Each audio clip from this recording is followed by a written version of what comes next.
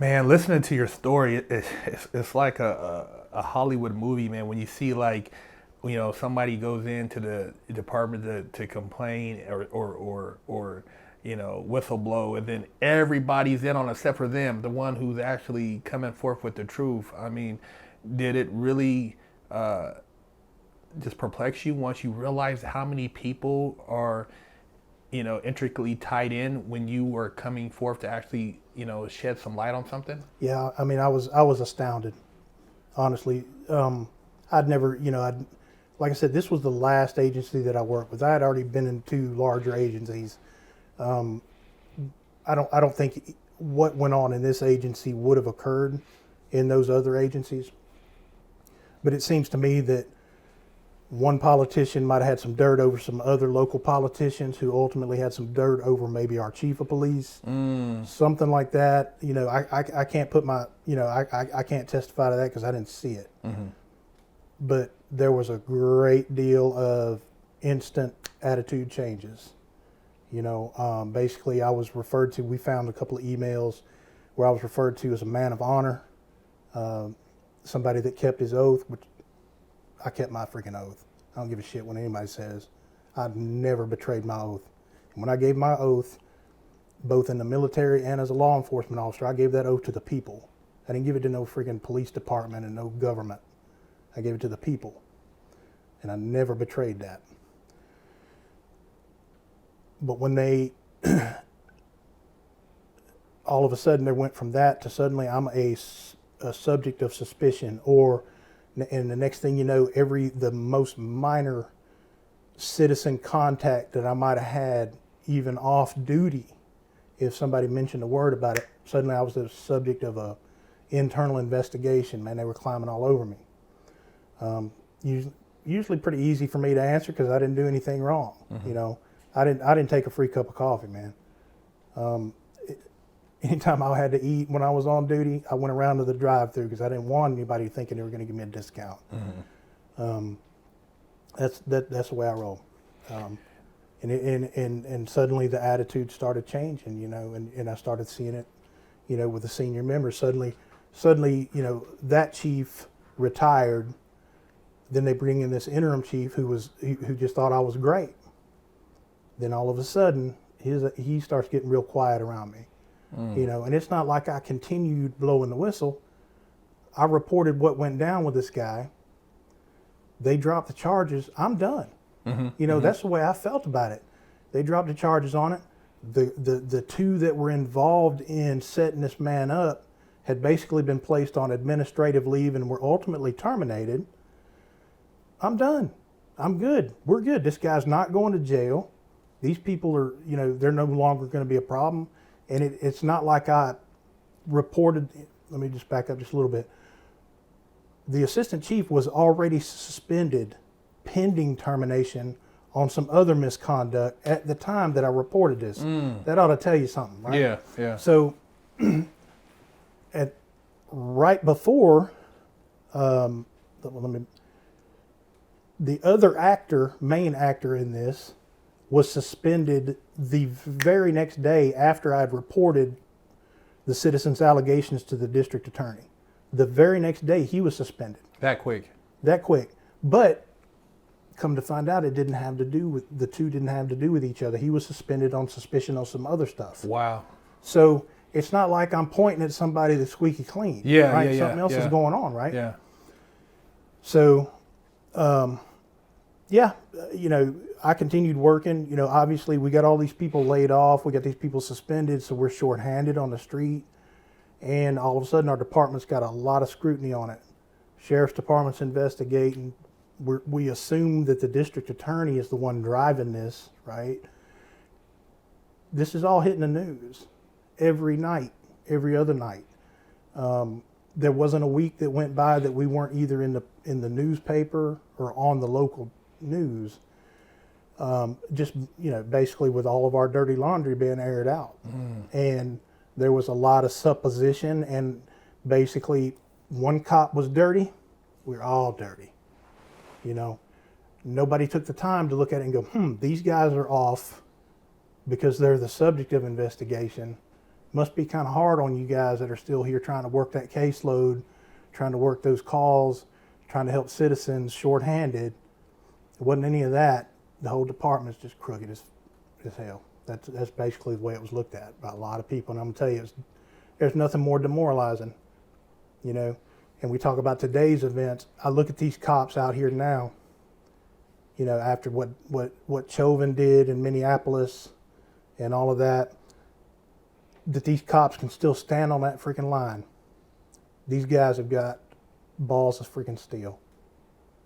Those are your oath keepers right there. Anybody that's still on that job right now taking this kind of shit, those are your oath keepers. Those are people that'll arrest you today but save your life tomorrow, and vice versa. They're going to do what's right based on what they see and what's going on. You got a lot of courageous people right now that are putting up with a whole lot of unjustified shit. So a lot of that, and a lot of what they're dealing with is a larger version of what I dealt with. It's not the cops. It's less about the police administration. It's them local politicians. It's your city mayors, your commissioners.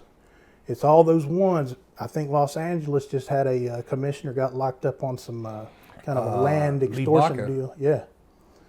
You know, those are your ones, right? So you got these police departments that are being run by people that couldn't pass a police officer's background investigation. Does that make sense? Mm-hmm. How are you're going to have your cops, your person that's out there dealing with the public, putting their lives on the line, and the citizens' lives on the line too, right? Because somebody gets the wrong impression, there's a gun involved, right? Every time a cop's there, there's a gun there. Doesn't matter, period. So there's a lot of risk involved in that. How are you going to have the people elected in local city positions or let's say county mayor, county commissioners? How are you going to have those people in charge of the police department budget, in charge of the hiring and firing of the police chief, when they can't pass the same background investigation as the police officer that's down there face to face? You see what I'm saying? Does that make sense? You know, it makes a lot of sense because, I mean, just the whole situation that transpired in Minneapolis, as far as just with the whole Floyd thing, everything that unfolded after that, it became a racial issue. It separated the city, it separated the country. It just brought in all these other issues and things that people wanted to change, and the burning up the police station. I mean, it's like, as a somebody who worked in law enforcement, and there being good cops within that institution, and they've been told certain things, or how do you think they were dealing with that? I mean, even what's going on in Portland. I mean, people trying to firebomb a police station. They got on video. I mean, realistically, I mean, somebody told them to stand down and let them do it. I mean, who's doing what? That doesn't make sense. I've never seen where you got some kids that are passing around AKs and they're gonna, blow up a police station, burn down a police. There's no way you can really literally get away with that. Right. I'm with you. All right, so that kind of leads into another subject, right? Everybody talks about this blue wall of silence, right? And bear with me. There is a blue wall of silence. There is a perspective of a line officer, a police officer that sees another officer that's involved in something, right? That officer can keep their oath, or that officer can walk the line and take their licks by reporting what they saw, or intervene, right? Who do you think props up that blue wall of silence? It's these crooked politicians sitting in behind them, local politicians, right? Who's telling these officers to stand down while these folks are throwing bricks and beating? I've seen several videos where they're just beating the hell out of the average citizen right in front of the cops. I mean, I'm sure you've seen some of that too. Who's calling the shots? Who's telling these cops what they can and can't do? Let's look into their backgrounds. Let's look into what their motivation is. Is it political? Are they getting paid off? You know what I'm saying? I feel like everyone is targeting all those that are righteously angry. the citizens that are not involved in any political movement, that are righteously angry, right, are targeting the wrong people. They're targeting cops. You need to start looking at the people that you put into office, right? And you need to start looking into their backgrounds. If you've got a convicted felon or somebody that's got a history of multiple thefts, sex offense charges, things like that, if those things are dealt with the right way when those things go through court, that person is absolutely qualified not only to become a city commissioner or mayor, but they're also authorized to become a freaking attorney, the district attorney. Any of these people can become that, right? Now, you let a cop, anybody applies to become a police officer with that kind of background, it's not going to happen. They're not going to be hired, right? So realistically, what you've likely got in these larger cities like what you're describing, you're saying who's calling these shots, let's start looking into their backgrounds. Well, see, that leads to another question. It's like, you start looking into them, and then they got their own little internal squad that stops that investigation. So it's like, how do you get past that? Because it's obvious, even in the situation in Minneapolis, then they turn around after everything dies down. Now they want to release body cam footage. Right, Why didn't they show that before? Right. It didn't take him that long to look at the footage. It's instant. You could upload it and show it right then. That's right. Why didn't they show this guy, when he was tweaking out? And why did they show all this then? Why didn't they show that angle and we seen all that then? Why they have to? And who decided to release what? And how this all orchestrated? That's right. Only the sensational video footage got pushed out there because it supported a certain narrative, right? Yeah. And I don't think that's a mystery to those like you and I that are paying attention to that kind of stuff, right? Now, let me say for the record, I didn't see anything in this regarding this recently released video that we just saw, the body cam footage. I didn't see anything in there that justified Chauvin leaving his freaking knee on that guy's neck for 9 minutes? No, I didn't know. I didn't see any of that. No. I don't give a shit what anybody else did. I don't care what Mr. Floyd did. Nothing like that. There was absolutely no reason to leave your knee on that man's neck. I don't give a shit. I've said from the beginning, I don't think that Mr. Floyd smothered to death. Obviously, he was talking. He was saying, I can't breathe. If you can say, I can't breathe, you can breathe, right? You can't speak if you can't breathe. And I figured, I've seen these kind of, situations happen. There's a thing called excited delirium, right? When you restrain somebody that's under, that's obviously been using drugs, right? And you could see from Mr. Floyd's behavior that he was obviously not hitting on all 8 cylinders. Yeah. If you take my reference, that's kind of a Southern thing. Yeah. I'm a car guy.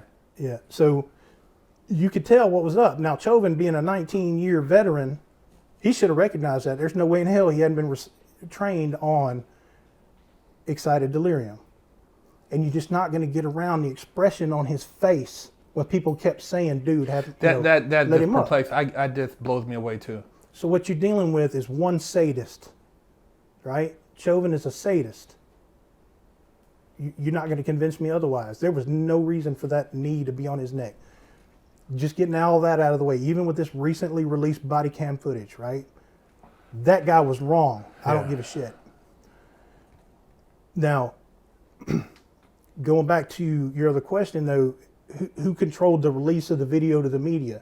Well, the Attorney General of Minnesota is seen on Twitter that somebody screen captured it before he took it down several months ago, before George Floyd's death occurred, holding up an Antifa book. I don't know if you've seen that or not. I'll be glad to show it to you. Yeah. He's holding it up going, the contents of this book just terrify the hell out of Trump. All right? So let's look at your politics aside. Mm-hmm. Let's just put all that aside. Mm-hmm. All right? What you're looking at is somebody with an agenda that is manipulating the emotions of an entire population. Now, these cops that are taking the heat, people throwing bricks, things like that. There are legitimate, let me say, prior to these riots kicking off, people that are righteously angry at what they saw. Righteous. They're not part of Antifa. They're not part of BLM. They got to, you know, there's something wrong with that. This guy's manipulating them. Now, when these people that are righteously angry eventually start to calm down, they're going to realize they're throwing rocks and bottles and Molotov cocktails at their damn neighbors, because those cops live in their communities. Those cops coach their little league teams. Those, you know, those are citizens too. You know what I'm saying? And yet we've got this guy, the state attorney general, who had a lot to do with what video footage got released and what didn't, and when it got released. What consequences are he facing? You know, what is he looking at? You know, we saw the footage of that mayor in Minneapolis. What was it? Jason, I think his name was, Jacob. You know, they kind of booed him off the street during one of those riots or whatever. If that's the worst he suffers, hell, he's doing good, because some of his cops have got, they're permanently disabled. You know, they didn't have anything to do with it. What the hell is going on in New York City? That shit went down in Minneapolis, but we got cops up there in New York City, in Austin, Texas, Dallas, everywhere else where Seattle. Cops are, I mean, they're paying the freaking price, man, for what one sadist did who was ultimately charged. Now, ask yourself this. What took them so long to charge him? And who's in charge of charging that bad cop? Exactly. That state attorney general. He could have absolutely taken jurisdiction over that case the moment he saw the first video on the news. Put him in jail. But he didn't do that, remember? He left those officers out. He left Chauvin out, right? Now, kind of going back on another part of that subject, because I don't want to miss that, you saw that one officer that was kind of standing there doing crowd control, right? Yeah. What was his name? Tao, yeah, who allegedly, his sister was married to Chauvin. Yeah, something like that, right? So why didn't he intervene? Why didn't he stop that? Kind of goes back to maybe he probably knew that if he intervened, if he did anything like that, that senior officer was going to make sure that his ass got slandered right out of the department. Now, I looked into him, and I don't mean to butcher his name, but I think it's like Tao or something. Thao, I think, right? Mm-hmm. He had been hired on for about 2 years, and then they did a bunch of layoffs. So he was off the job for about 3 years before he got reinstated. So he had already had a big break in his employment. He probably wasn't looking forward to doing, you know, to finding himself in that position again. That could very well be, you know. But I was watching it, and just like the young man that was videotaping him going, stop him. Why are you just watching this? I was saying the same thing. What the hell are you doing, man? Yeah. I got to sleep at night. I'm going to keep my oath. I don't give a shit if my chief's neck or my chief's knee is on that person's neck. I'm going to come over and shove his ass off of it. I got to sleep at night. Well, see, that's the thing, too, when people say, hey, you know, what happens when a good cop steps up, like, for instance, like yourself in your situation, how they treated you. And so is that a warning sign to other, you know, people in the department who see something going, you know, that's not right? If they speak up, this is what's going to happen, and you're basically going to lose your career. I mean, you know, what are your obvious choices, you know, to kind of turn the other cheek? Or do you risk your career and then, you know, be an outcast and then have to sue the city ultimately to try to get paid? That's right. So, all right. So, and thank you for asking that, because you broke that down. Yes, as it stands right now, absolutely, that officer should expect that, you know, the intervening officer, the one that blows the whistle, whatever, should expect they're going to get put off the job. They're going to lose their career. They're not going to be picked up by another agency. They should absolutely expect that, right? Because the only thing that protects a cop, a whistleblower cop, are state laws, not federal laws, right? So you file a lawsuit for blowing the whistle on some crooked stuff and against the city that employed you, right? What judges are going to hear that case?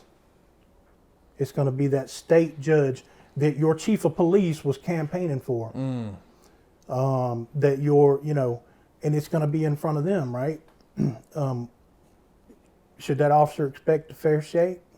Not every judge is unethical, but let's be realistic. Why leave that to chance, right? You want those cases to go federal. Get that subject of corruption or the allegation of corruption outside of that jurisdiction. Let a federal judge hear it. Yeah. Now, there is federal law that protects federal employees for blowing a whistle, but it does not protect a local or a state employee for blowing a whistle, right? Now, where my lawsuit comes in, I had to show where I blew the whistle was an expression of my First Amendment rights. Now, if you can't show that you blew the whistle while off duty, speaking about a matter of public concern, during basically while off duty, a matter of public concern, that and that you spoke to an outside agency outside of your chain of command, it doesn't fall within your First Amendment protected speech. Wow. And it ain't right, man. There needs to be federal law in place that if a law enforcement officer steps forward and reports any kind of corruption within their department, it's going to be investigated and that it's going to be dealt with by an external agency, not internal. That any retaliatory actions against that officer are a violation of said federal law once they get it in place. As it stands now, it's not there. That's why my case has been dragging on since 2016. It's still pushing. That's one of several things that has to change. You've got to protect the whistleblower, or nobody's going to break ranks. So it's almost like if the feds are not involved in that internal investigation, it's pretty much going to be, dragged out to infinity, as far as trying to resolve or have to come to some conclusion. Because I know in LA County, there was a situation where they actually had a federal agent in the county jail and they kept moving around. They couldn't find him. And this agent, was actually in the jail under Baca's control, and they found out he was a federal agent. Then there was a lot of stuff going on, and then somebody else got threatened on. There was a lot of stuff going on that it's like blew people away. Like, wow, man, what recourse do you have? Like you said, as a person trying to just have some type of protection, where do you go? Right. And there's no, like I said, man, as it stands now, there is no federal law protecting that whistleblower. It's not only that you got to protect them from their department, but you got to protect them from these local government officials outside of law enforcement, your city commissioners, your mayors, your district attorney, your state level district attorneys, your state level judges, your sheriffs, things like that. That's where that federal law comes into place.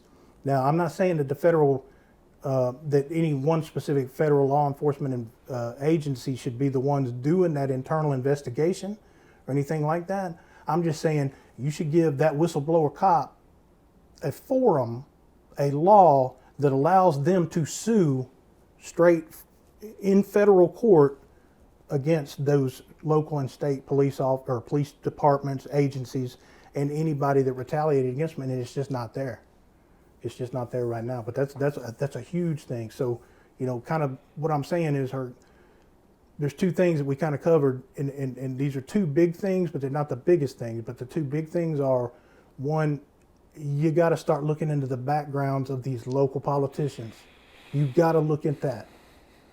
You got to look at that history. We all make mistakes. We all do dumb stuff. Had I not joined the Army, I'd probably been doing time right next to you, man. You know what I'm saying? I'm being real. But there's that one mistake.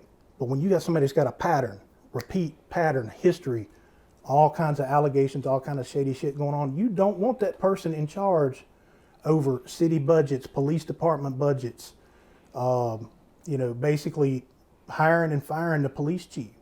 Because if you are, they're going to assert that they're going to, you get what you pay for, you know what I'm saying? Yeah. They're going to do some dirt, they're going to make that chief do some dirty shit.